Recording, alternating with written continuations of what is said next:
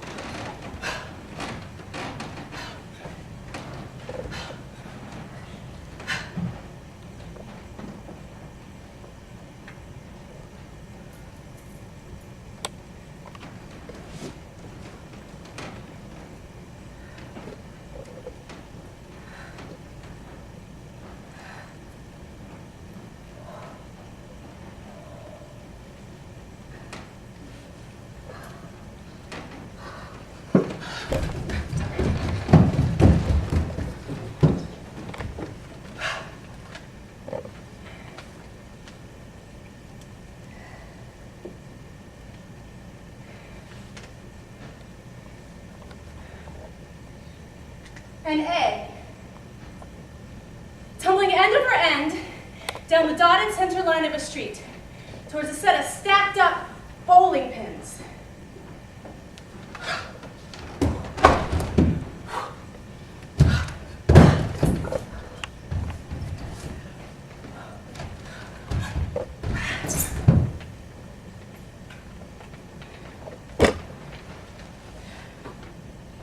Okay, so you know what this story reminds me of? It reminds me of Vivian Salon. Do any of you know who Vivian Salon is? I know you know, you have a big smile on your face. Vivian Salon is an Australian citizen, yes, who was illegally deported by the Australian government. She had been in a car accident and her thought processes were a little bit messed up and she couldn't communicate very clearly. And so all the authorities were trying to figure out what to do with her, and then immigration got involved. And I think there were some assumptions. She was Filipina, in her ethnic background. And so they had assumed that she had been abused, which led to them assuming that she had been a sex slave. And basically, all this stuff sort of piled on until they just didn't know what to do with her, and they deported her to the Philippines. And she ended up in Mother Teresa's hospice for the dying. And nobody knew where to find her. Back in Australia, she had 2 sons that were looking for her for 3 years. And eventually, the way they found her is that the priest who was working at the hospice happened to be watching Australian satellite TV and happened to see a missing person show where she was featured. So that's eventually how they found her. It's pretty weird, huh? Does it make you wonder how many other people are out there like that?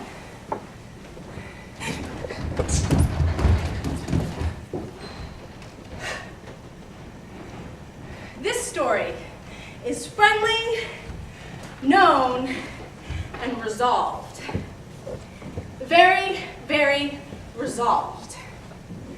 Unlike and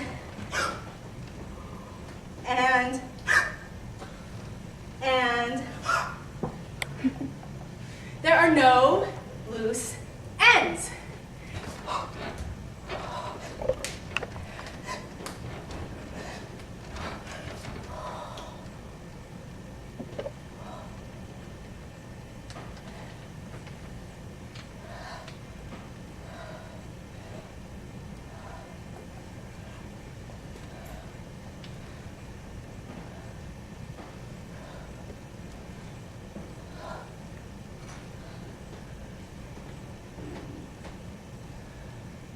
What are you looking at?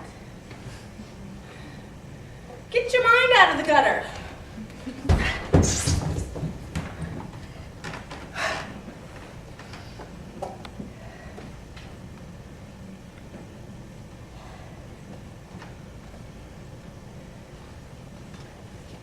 a naked baby bird, blown out of her nest on a huge gust of wind, tossing, turning, tumbling, falling, splintering until she goes splat on the sidewalk.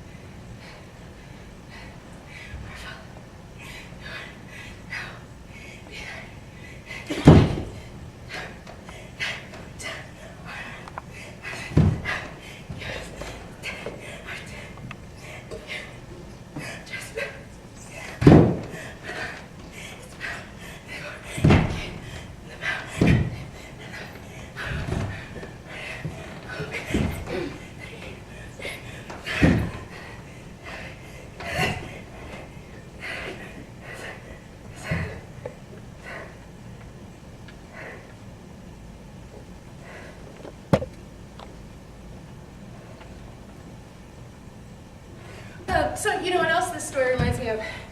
It reminds me of the family of 3 women who were used for the Supreme Court case that made forced sterilization legal back in the early 20th century.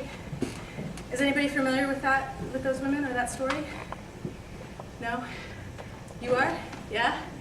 Want to tell a little bit about it? You should. Okay. So basically there were 3 women.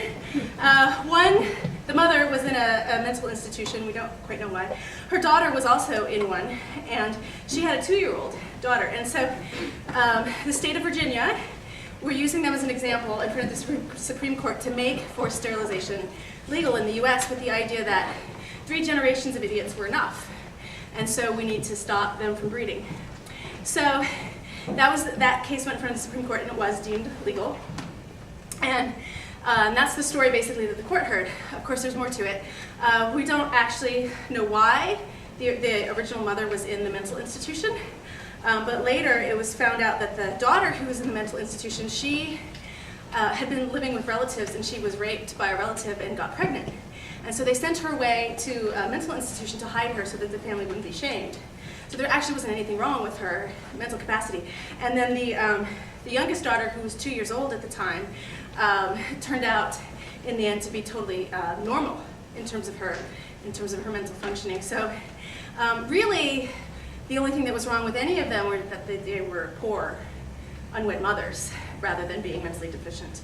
And the youngest daughter, who was sterilized when she was a kid, had no idea that she had been sterilized, and she'd spent her whole life trying to have children and had no idea why she couldn't have children. It was this big sadness, and she didn't actually find out till she was 80 that the state had done that, had sterilized her when she was a child.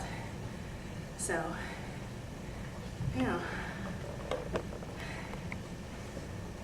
But that's the wrong story.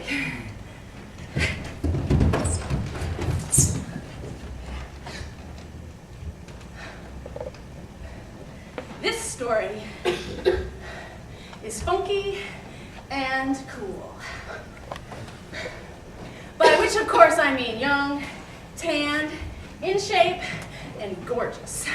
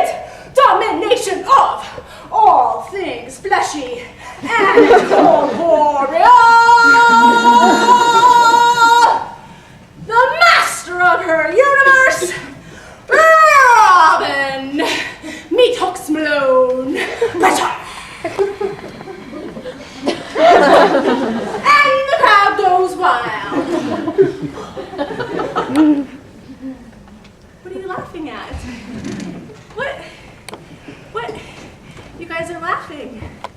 Are you laughing at me? No? Good. What are you guys laughing at? You're not laughing at me, are you? Okay, now, I'm in control here. That means no laughter. You got it? There will be no Kevin. No laughter. No, I'm in control. I decide what happens. I get to say what happens here. I'm in control.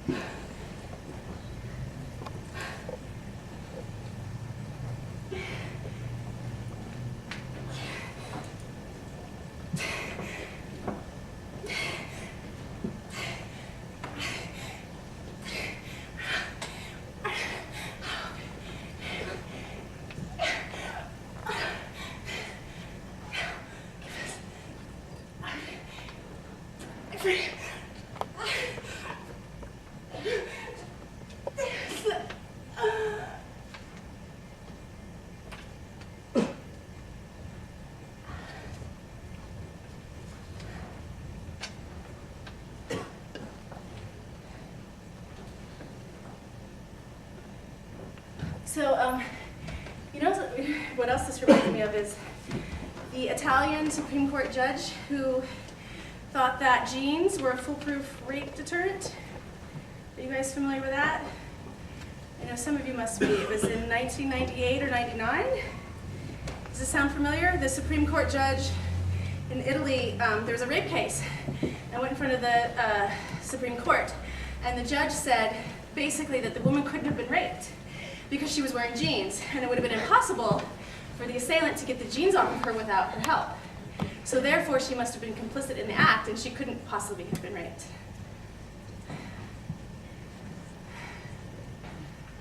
It seems like such a simple solution. I don't know why we all didn't think of that. But that's the wrong story. I keep telling the wrong story. I keep forgetting that I'm in control of the story. I'm in control. I'm in control. I'm in control.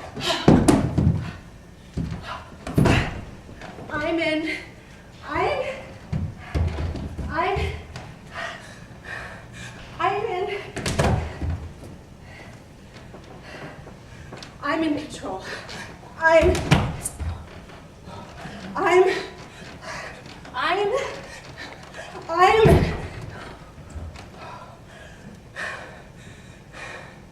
I'm in control. I'm in control. I'm in